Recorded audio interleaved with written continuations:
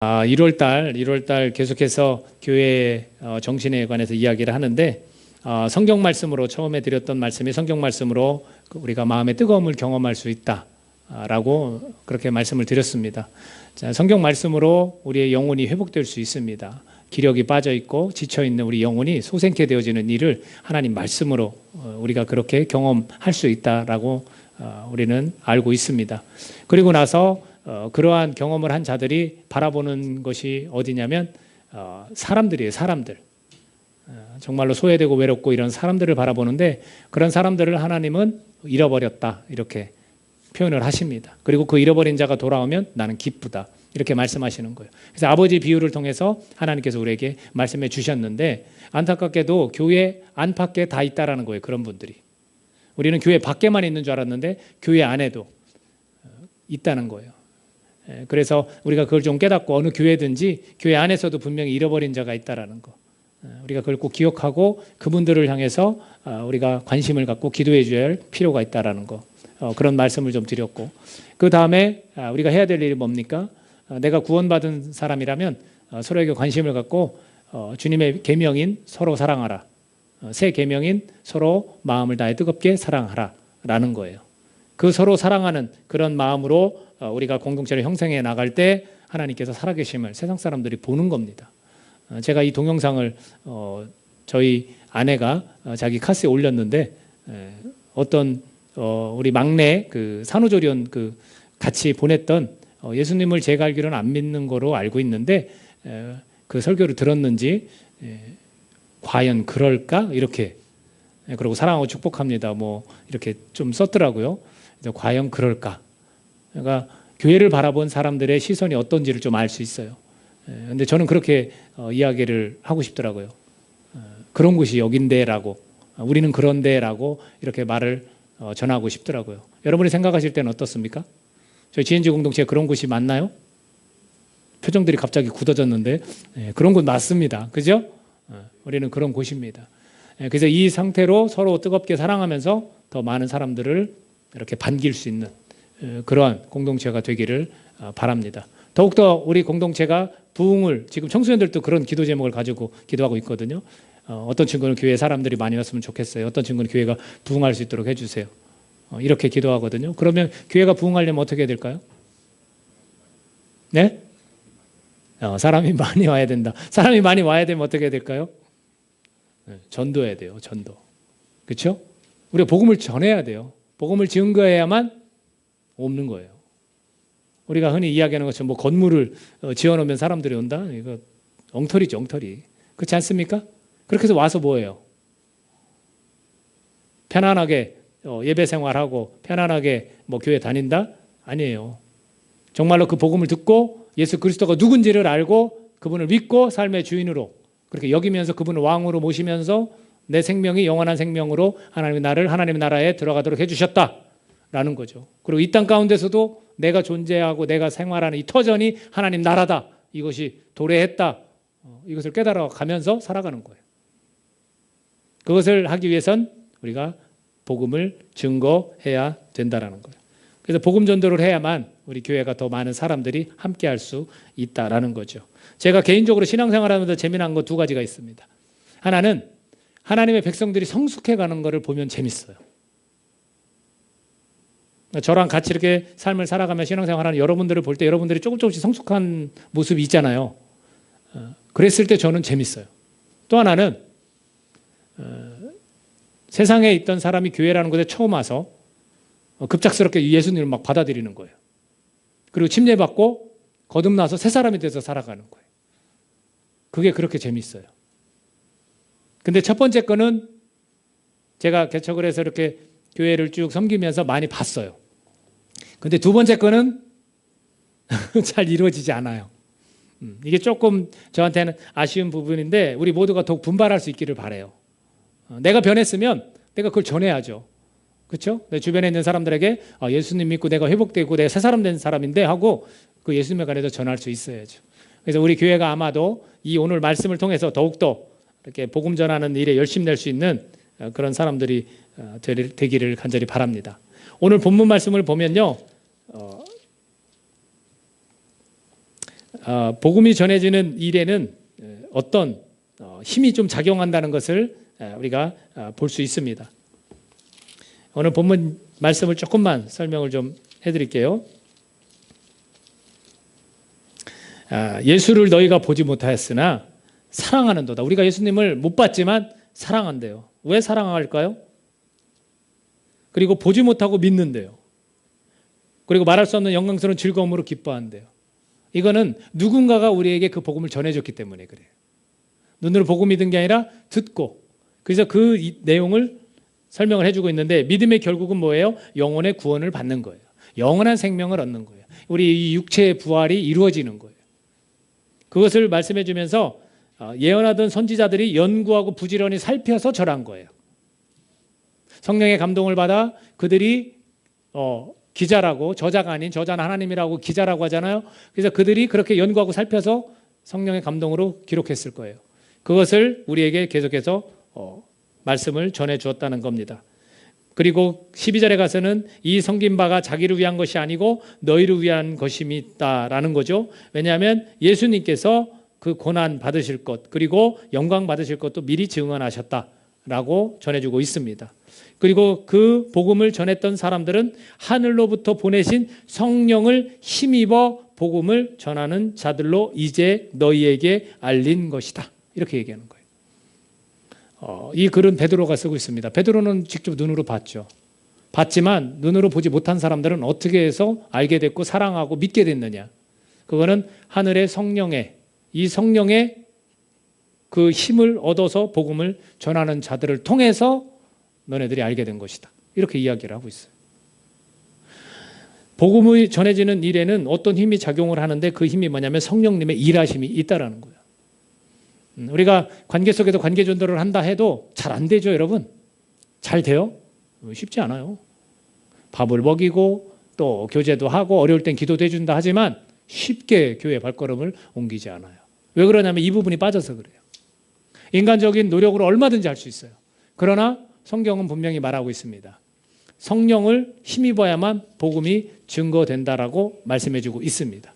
또 다른, 제가 성경이 증명해 주는 것이 가장 확실하거든요. 그래서 누가복음 1, 2장을 가지고 여러분에게 조금만 설명을 해드릴게요. 한번 찾아볼까요? 누가복음 1, 2장. 누가복음으로 가시고 1, 2장에 보면 예수님이 태어나기 전과 예수님이 태어난 후에 일이 나옵니다. 자, 근데 예수님이 누구예요? 복음이 뭐예요? 예수 그리스도 아닙니까? 예수님이 복음이에요. 근데 그 예수님이 태어나기 전에 어떤 일이 있었냐면 성령께서 도와주시는 게 나와요. 보겠습니다. 맨 처음 누구에게 나오냐면 마리아에게 나오죠. 마리아에게. 1장 34, 35절 읽겠습니다. 1장 34, 35절 같이 읽습니다. 시작. 마리아가 천사에게 말하되 나는 남자를 알지 못하니 어찌 이 일이 있으리이까. 천사가 대답하여 이르되 성령이 내게 임하시고 지극히 높으신 이의 능력이 너를 덮으시리니 이러므로 나실 바 거룩한 이는 하나님의 아들이라 일컬어지리라. 자, 무슨 내가 지금 약혼만 했지 잠자리도 안 했는데 나한테 무슨 아기가 생긴다고 천사가 이상한 소리를 하는 거예요. 그러니까 마리아가 그렇게 얘기하는 거죠. 나는 남자를 모르는데 어떻게 그런 일이 생깁니까? 그랬더니 성령이 너한테 임할 것이다. 그러면 이 뱃속에 있는 태는 어떻게 잉태된 거예요? 성령으로 잉태된 거예요. 뱃속에 낳은 게 누구예요? 예수 그리스도. 복음이에요. 복음은 성령의 도움으로만 지금 잉태돼서 나오시는 거예요. 이뿐이 아닙니다. 엘리사벳이라는 사촌, 뭔 친족이 있어요. 친족. 그 친족도 침례 요한의 어머니인데 6개월 먼저 예수님보다 태어났죠. 그 어머니가 하는 이야기가 있습니다. 1장 41절에 43절. 1장 41절 43절 같이 읽습니다. 시작. 엘리사벳이 마리아가 무난함을 들으매 아이가 복중에서 뛰노는지라. 엘리사벳이 성령의 충만함을 받아 큰 소리로 불러 이르되 여자 중에 내가 복이 있으며 내 태중의 아이도 복이 있도다. 내 주의 어머니가 내게 나오나니 이 어찌된 일인가. 임신을 하지 못하는 사람인데 임신이 됐어요. 이 엘리사벳. 사가랴라는 제사장 부인이거든요. 그러니까 마리아에게 그렇게 이야기를 하는 거예요. 야, 임신 못한다고 했던 그 너의 친족이 임신을 하지 않았느냐. 그러니까 방문한 거예요. 확인하고 싶은 거예요. 마리아가. 찾아갔더니 이 엘리사벳이 성령이 충만해져서 무슨 얘기를 하냐면 내 주의 어머니가 내게 나온다. 내 주가 누구예요? 예수님이에요. 예수님을 잉태한 마리아를 보고 뭐라고 하냐면 내 주의 어머니가 나한테 왔다. 어떤 상태에서 그런 고백을 했습니까? 성령의 충만함을 받아서 그 얘기를 하는 거예요. 자기가 그냥 인간적인 마음으로 얘기한 게 아니에요. 또 사가랴라는 남편 제사장이 고백하는 게 있습니다. 1장 67절 보겠습니다. 1장 67절. 자, 같이 읽습니다. 시작. 그 부친 사가랴가 성령의 충만함을 받아 예언하여 이르되. 자, 사가랴가 사실은 자기 집안에 아이를 줄 것이다라고 했을 때 이걸 믿지 않아서 벙어리가 됐던 사람이에요. 근데 아이가 딱 태어나고서 입이 열렸어요. 그리고 나서 그 아이한테 성령의 충만함을 받아 예언을 하는 거예요. 그 예언의 내용이 어디에 있냐면 76, 77절입니다.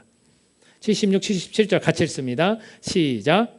이 아이여 내가 지극히 높으신 이의 선지자라 일컬음을 받고 주 앞에 앞서가서 그 길을 준비하여 주의 백성에게 그 죄 사함으로 말미암는 구원을 알게 하리니. 자, 이 아이가 어떤 아이냐면 주 앞에서 앞서가서 그 준비하는 아이라는 거예요. 자기 아들인데. 그리고 나서 죄 사함으로 말미암는 구원을 알게 하는 거. 이 죄 사함을 하는 게 누구예요? 예수죠. 예수님밖에 없죠. 죄 사함을 할 수 있는 게. 그러니까 역시 사가랴도 성령의 충만함을 받아서 그런 예언을 할 수 있는 거예요. 이 복음을 말할 수 있다는 것은 이 지금 등장한 모든 사람들이 성령의 충만함을 받았기 때문에 가능한 거예요. 또 있습니다. 예수님이 이제 태어났어요. 태어나시고 나서 이야기하는 사람들이 있습니다. 자, 시므온이라는 사람이 등장하는데 2장입니다. 2장 25, 26절. 25, 26절 같이 읽습니다. 시작. 예루살렘에 시므온이라는 사람이 있으니 이 사람은 의롭고 경건하여 이스라엘의 의로를 기다리는 자라. 성령이 그 위에 계시더라. 그가 주의 그리스도를 보기 전에는 죽지 아니하리라는 성령의 지시를 받았더니. 이 사람은 의롭고 경건한 사람인데 성령이 그와 함께하고 그 다음에 성령의 지시를 받은 사람이에요. 그래서 쉽게 말해 또 성령이 함께하는 사람입니다. 자, 이 사람이 뭐라고 이야기했는지 30, 32절입니다. 30절에서 32절 같이 읽습니다. 시작. 내 눈이 주의 구원을 보았사오니 이는 만민 앞에 예비하신 것이요 이방을 비추는 빛이요 주의 백성 이스라엘의 영광이다 하니. 보십시오. 이 고백 누구를 얘기한 거예요? 예수님을 얘기한 거예요. 예수님. 성령이 충만해가지고 지시를 받고 예수님에 관해서 만민 앞에 예비하신 것이고 이방을 비추는 빛이다. 주의 백성 이스라엘의 영광이다. 내 눈이 주의 얼굴을 구원을 보았사오니 라고 표현하는 겁니다. 또 있습니다. 굉장히 많거든요. 자, 7년 만에 결혼하고 7년 만에 남편을 잃은 과부가 있어요. 근데 지금 현재 나이가 몇 살이냐면 84세예요. 그분이 또 한 이야기가 있습니다. 2장 37, 2장 37, 38 같이 읽습니다. 시작. 과부가 되고 84세가 되었더라. 이 사람이 성전을 떠나지 아니하고 주야로 금식하며 기도함으로 섬기더니 마침 이때에 나와서 하나님께 감사하고 예루살렘의 속량을 바라는 모든 사람에게 그에 대하여 말하니라. 여러분, 속량을 바라는 모든 사람에게 말할 수 있는 그 당사자가 누구예요? 예수님이에요. 예수님. 기도하고 금식하고 적어도 7년을 살았으면 굉장히 오랜 시간을 84세인데 얼마나 오랜 시간을 성전에서 머무르면서 금식하고 기도하고 그러고 살았겠습니까? 근데 이 여인을 안나라는 여인을 성령 충만하지 않다라고 말할 수 있는 분 있습니까? 없어요. 이와 같이 예수님이 딱 전해지고 예수님에 관한 말씀이 전해지는 그곳에는 성령께서 함께 하심이 있다라는 거예요. 그것도 충만함이 있어야 되는 거예요. 그러니까 우리가 복음을 전할 때 내 방식과 내 어떤 인격과 내 부드러움으로 전할 수 있어요. 그러나 거기에 뭐가 있어야 된다고요? 성령의 충만함이 있어야 되는 거예요. 결국 예수님을 받아들이는 것은 성령의 일하심이 동반되어야 가능한 겁니다. 그러니까 우리는 어려운 거예요. 자꾸 성령께 일하시는 게 아니라 내가 일하니까 어렵더라고요. 좋은 예가 이 교회를 향해서 좋은 예가 뭐냐면 교회를 향한 외침이 있어요. 여러분, 에베소서를 교회론이라고 그러잖아요. 근데 에베소 교회를 향해서 5장 17, 18절에서 이렇게 이야기를 하고 있습니다. 그러므로 어리석은 자가 되지 말고 오직 주의 뜻이 무엇인가 이해하라. 술 취하지 말라. 이는 방탕한 것이니 오직 성령으로 충만함을 받으라. 교회를 향해서 명령한 거예요. 충만함을 받아야 돼요. 성령의 충만함을 받아야 됩니다. 여기에서 우리가 좀 하나 구별할 게 있어요. 그럼 성령의 임함과 성령의 충만함은 같은 건가 다른 건가 차이가 있습니다.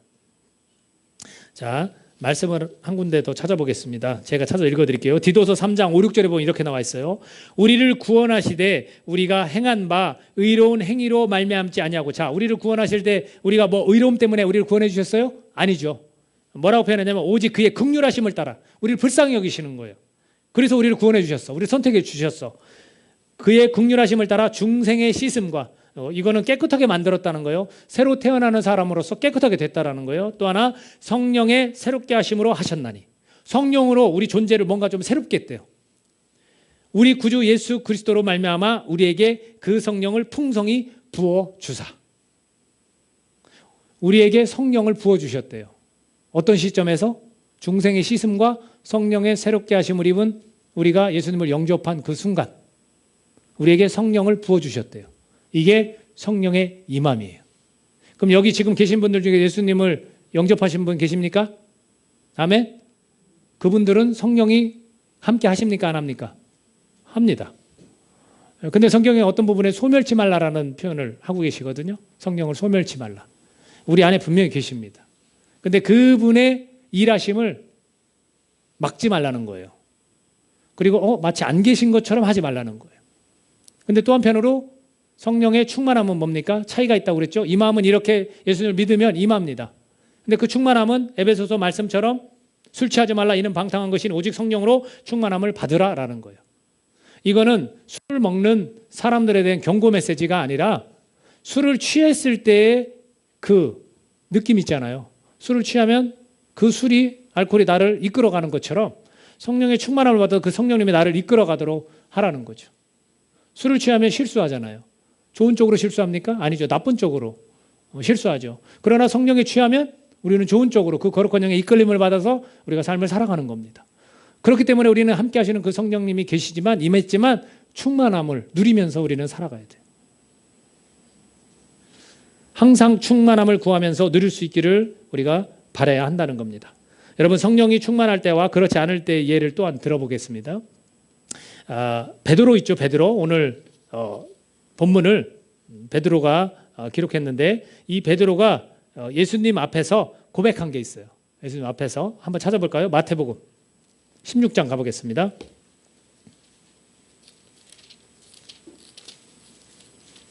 자, 마태복음 16장 15, 17절 같이 읽습니다. 마태복음 16장 15절에도 17절. 자, 같이 읽습니다. 마태복음 16장 15절 17절 시작. 이르시되 너희는 나를 누구라 하느냐? 시몬 베드로가 대답하여 이르되 주는 그리스도시요 살아계신 하나님의 아들이시니이다. 예수께서 대답하여 이르시되 바요나 시몬아 내가 복이 있도다. 이를 내게 알게 한 이는 혈육이 아니요 하늘에 계신 내 아버지시니라. 하나님이 알게 했대요. 이건 아마도 성령 하나님께서 그 베드로에게 감동을 주셔서 입술이 열리게 한 것 같아요. 그렇지 않습니까? 주는 그리스도시요 살아계신 하나님의 아들이십니다. 그러니까 예수님이 딱 칭찬하는 거예요. 근데 네 몸에서 나오는 혈육을 통한 네 지혜에서 나온 게 아니야. 하나님 아버지가 네 입을 통해서 말하게 하신 거야. 이렇게 말씀해 주셔요. 근데 이것을 성령의 일이라고 아버지께서 알게 하심을 성령의 일이라고 말할 수 있습니다. 근데 조금 있다가 베드로는 허튼 소리를 해요. 16장 22, 23절입니다. 22, 23절 같이 읽습니다. 시작. 베드로가 예수를 붙들고 항변하여 이르되 주여 그리 마옵소서 이 일이 결코 주께 미치지 아니하리이다. 예수께서 돌이키시며 베드로에게 이르시되 사탄아 내 뒤로 물러가라. 너는 나를 넘어지게 하는 자로다. 내가 하나님의 일을 생각하지 아니하고 도리어 사람의 일을 생각하는도다 하시고라고 되어 있어요. 자, 무슨 얘기입니까? 예수님께서 이제는 죽어야 된다는 거예요. 십자가 달려 죽고 내가 사흘 만에 다시 살아날 것이다 하는데 이 제자들은 지금 깜짝 놀란 거예요. 베드로는 이게 무슨 일입니까? 그들이 생각한 구원자 메시아는 그 로마 통치 안에서 그것을 벗어나는 거였어요. 그러니까 지금 기적도 행하고 놀랍습니다. 많은 사람들이 따라옵니다. 예수님이 임금 삼기에 아주 딱 좋습니다. 근데 자기가 가서 죽어야 된다는 거예요. 깜짝 놀란 거죠. 베드로는. 항변했다는 건 뭐냐면 막 붙들고 거칠게 말하는 거예요. 당신 무슨 소리 하는 거냐고 지금. 우리가 왜 당신을 쫓은지 아냐고. 이렇게 이야기하는 거예요. 그랬더니 예수님께서 뭐라고 하세요? 조금 전만 해도 하나님의 아들이십니다. 살아계신 하나님의 아들이십니다. 이래서 칭찬을 받았어요. 근데 지금은 네가 하나님의 일을 생각하지 않고 사람의 일을 생각하는도다. 그걸 막는 거예요. 죽으면 안 된다. 무슨 소리 하는 거냐. 여러분, 이게 성령이 충만할 때와 그렇지 않을 때를 아주 잘 보여주는 거예요. 베드로가 스스로 할 수 있는 얘기가 아니에요. 예수 그리스도에 관한 표현은 스스로 할 수 있는 얘기가 아니에요. 여러분, 지나가는 사람한테 정말 자연인 그대로인 그 사람에게 가서 예수님이 누구신지를 물어보세요. 그 사람이 뭐라고 대답하나. 그런데 오늘 우리가 예수님은 우리가 고백할 때 하나님의 살아계신 주님 그리스도시고 살아계신 하나님의 아들입니다 라고 할 때 우리는 이게 어떻게 해서 고백이 나오냐면 성령의 도움으로 우리가 고백이 나오는 거예요. 그걸 우리가 꼭 기억해야 됩니다. 내가 하는 것 같지만 아니에요. 내가 예수님을 믿었기 때문에 성령께서 나와 함께 하시면서 우리가 그런 고백들을 할 수 있게 되는 거라는 거죠. 자, 또 하나 예를 들겠습니다. 지난달인 것 같아요. 저희 교회에서 후원 요청을 좀 했고 그 후원 요청이 되면 제가 여러분에게 그런 제안을 했어요. 우리가 선교지를 향해서 기도만 하지 말고 우리도 받았으니 우리도 흘려보내자. 그래서 이 후원 요청이 잘 되면 우리도 선교사님들 조금이라도 더 후원을 하자. 이렇게 말씀을 드렸어요. 근데 우리가 정한 만큼의 후원은 되지 않았어요. 그러나 일부분 정말로 교회에서 후원을 해 주셨어요. 그래서 제 마음 가운데 적어도 한 5만 원씩이라도 선교사님, 두 선교사님이 좀 힘들거든요. 추방당한 선교사님도 힘들고 또 후원교회가 없는 선교사님도 계셔서 제 마음 가운데 그렇게라도 좀 흘려보냈으면 좋겠다 이렇게 생각을 했습니다. 자, 한편으로 이런 생각도 할 수 있어요. 그러게 아직 멀었는데 우리도 지금 힘든데 후원받고 있는데 무슨 어디를 후원해줘. 자, 여러분이 보실 때는 어떤 게 성령의 감동이고 어떤 게 사람의 생각인 것 같습니까? 네? 헷갈리세요? 헷갈리지 않죠. 전혀 헷갈리지 않습니다. 이거는 우리가 물질이 하나님 거예요. 우리 게 아니에요. 그러니까 우리도 받았으니 우리도 거저주는 게 맞아요. 그분들이 기도만 하는 게 아니라 물질을 주는 게 맞다고. 이거는 정말로 성령님께서 저에게 주신, 물론 우리 공동체한테 제가 한번 의견을 물을 겁니다. 그러나 아주 이런 예를 통해서 내가 성령의 사람으로서 어떤 생각을 하고 어떻게 반응해야 되는지, 어떤 말을 해야 되는지 그것을 우리가 알 수 있는 예가 될 수 있다는 거죠. 여러분, 어떤 것이 성령의 원하심일까? 우리 삶도 마찬가지예요. 성령께서 나와 함께 하실 때 여러분도 여러 가지를 예를 들을 수 있을 겁니다. 그렇다면 우리가 분명히 복음을 전할 때는 성령의 함께 하심, 일하심이 필요하구나 라고 우리가 알았다고 저는 믿습니다. 지금 받아들이셨다고 믿어요. 그렇다면 성령을 힘입는 방법은 없는 걸까요? 그렇다면 어떻게 하면 성령을 힘입을까요?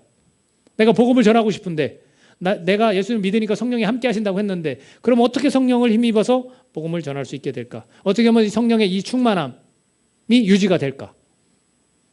여러분이 알고 계신 방법과 거의 비슷할 것 같아요. 제가 4가지만 말씀드리고 오늘 말씀을 맺으려고 합니다. 첫 번째는 여러분, 초기 교회의 모델이 가장 좋아요. 그렇죠? 성령의 그 충만함을 받고, 물론 이것은 이제 여러 가지 견해들이 있지만 저는 단회적인 그런 역사라고 생각을 하거든요. 그 마가의 다락방이라고 표현할 수 있는 그곳에 120문도가 모여서 막 기도했을 때 불에 뭐 혀같이 갈라지는 것이 임해서 각기 다른 나라 말로 막 방언하고 그런 그 모습, 성령의 그 충만함을 받았던 모습. 이거는 저는 우리도 그렇게 같이 모여서 막 기도하고 그렇게 해야 합니다. 맞는 얘기지만 그 뒤에 내용이 좀 더 중요하다고 봐요. 그 뒤에 내용들은 그들이 그것을 경험하고 나서는 서로 모이는데 힘쓰고 떡을 떼고 찬양하고 순전한 마음으로 서로 음식을 나눠 먹었어요. 그리고 하나님을 찬미하고 백성들로부터 칭송을 받고 하나님이 날마다 구원받는 사람을 더해겠다 이렇게 말씀하고 있습니다. 그러니까 우리가 성령의 이 힘을 얻으려면 어떻게 되냐면 모이는데 힘써야 한다는 거예요. 동의하십니까? 제가 이번 주 수요일 날 굉장히 마음이 좀 뿌듯했다고 말씀드렸어요. 왜냐하면 다 모였어요, 우리. 그렇죠? 우리 전교인이 다 모였어요, 수요일 날. 처음이에요.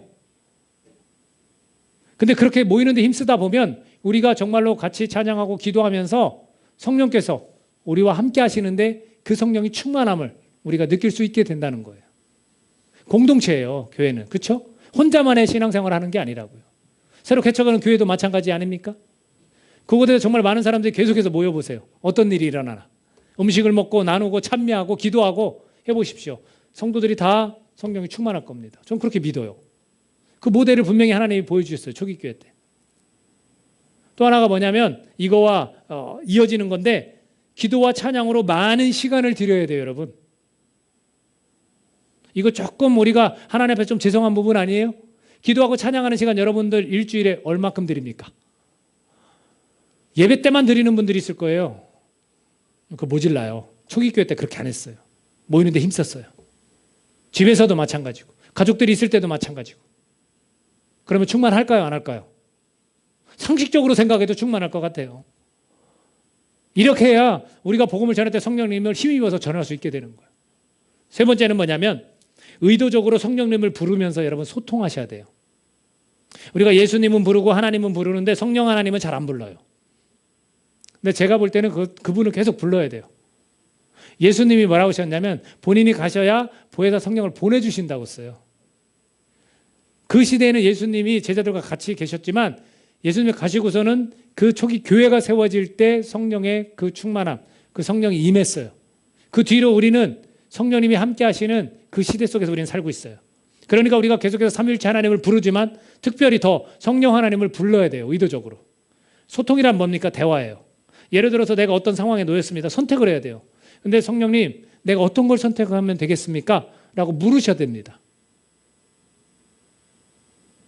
그 뭐 흔한 예로 지금은 이제 갑작스럽게 생각을 하는 거지만 즉흥적으로 한번 얘기를 해볼게요. 직장을 뭐 선택한다거나 하는데 내가 주의를 꼭 지키고 싶은데 주의를 지키지 못한 직장이 있어요. 근데 월급은 조금 많네요. 곤란스럽게.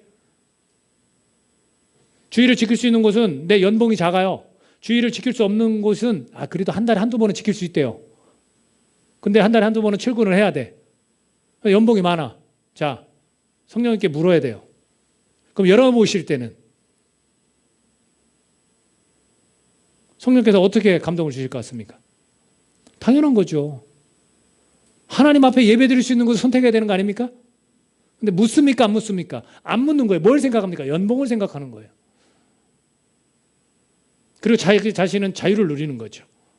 주일날 안 가도 또 다른 수요일날 내가 가면 된다. 그 기도회 때 난 가면 된다. 꼭 그래야만 해야 하나. 얼마나